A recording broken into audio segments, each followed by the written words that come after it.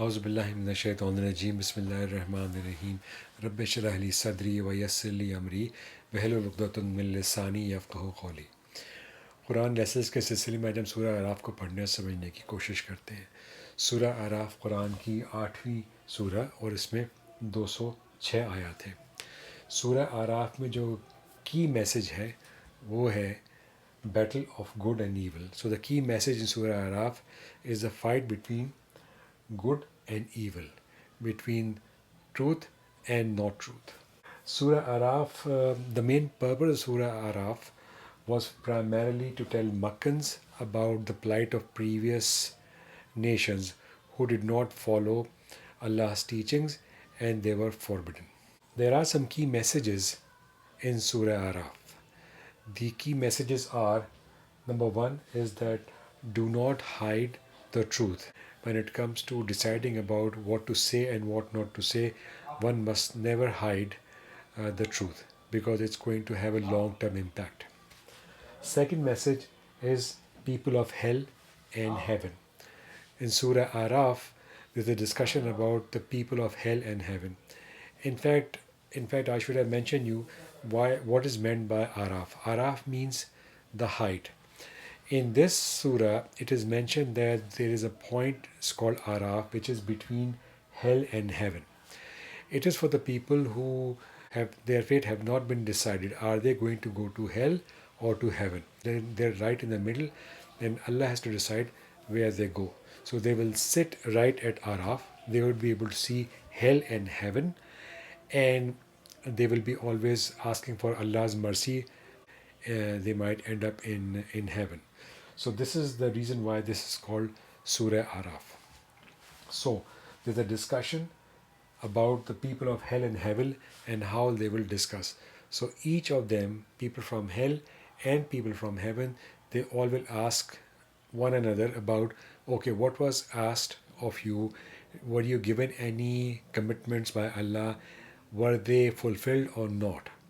This will be a discussion between them, and then they will always confirm that yes, whatever Allah said or committed has actually happened. The third message is stories of previous prophets. So in this surah, a lot of prophets have been mentioned: Hazrat Musa alayhi salam, Nuh alayhi salam, Shu'ayb alayhi salam. Their stories are told. It is mainly to tell Makkans that all those prophets were sent, but since those nations did not comply with Allah's commands, they all were taken away, they all were destroyed. The next message is we all took covenant. So before we all were born, it is mentioned in this surah that everyone's ruh was brought into one place, and everyone made a commitment or took a covenant that Allah is our Rabb. It is also mentioned in this surah that people are like animals. Which people? People who do not agree or do not understand the purpose of their being. So if one is not aware of purpose of their being, why they are here, they don't know why the Quran came in, they don't know why the prophets are here, then they are like animals. They are not conscious of their being. And another message is that we shed our skin. So it's like the example given here is like a snake. Snake sheds their skin 3 or 4 times. If we are not following, or if we are not reading, or if we are not understanding or following Quran, we are like snakes that will be coming out of our skins and getting away from Quran on a regular basis. To simplify the surah, it is divided into 4 sections. This is about the fact that Quran was given, or Quran came into this world to warn people, to give them an understanding of who they are, where they belong, and what's the purpose of their being. Another discussion is about Adam and Iblis. So the story goes, and we all know that Adam made a mistake by following Iblis.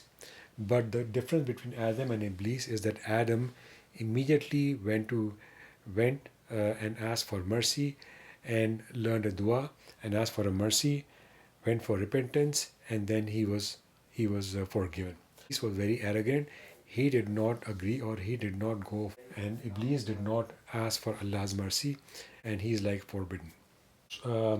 Ayat 59 to 102 discusses about stories of various prophets, how all these people were, how all these prophets were sent to these nations, but these nations did not follow Allah's teachings, and they all were destroyed. And again, the discussion about the covenant, agreed to the fact that Allah is our Rabb.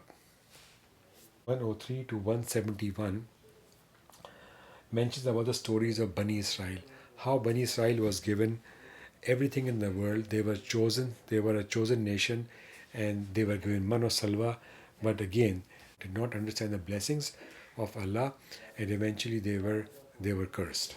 From ayat 172 to 206, the discussion is about Qiyamah, that Qiyamah will come, and it will come at once, and people will not even aware of when it's coming.